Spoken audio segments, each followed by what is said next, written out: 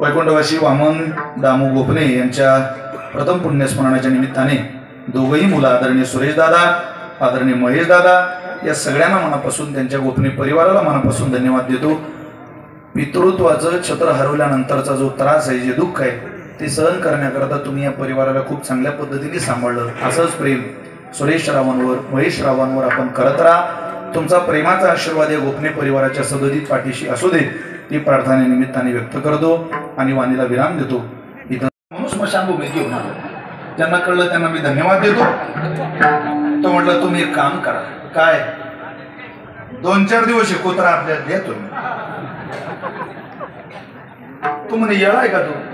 हे मागचे काही अंत्यविधीला आलेले नाही म्हणे, यातले निम्मे कुत्र्यासाठी झालेले, फक्त रांगेत उभे, तुम्ही रांगेत राहा तेव्हा तो कुत्र मिळेल। कोणाकडेही जावं, प्रपंचाचं दुःख मिटवण्याकरता होरात्र प्रयत्न करणारी माणसे, पण हे कधी कळतं माणसाला? कळोईल अंत काळी प्राण प्रयाणाचे वेळी राहती निराळी रंडापुरी सकळ।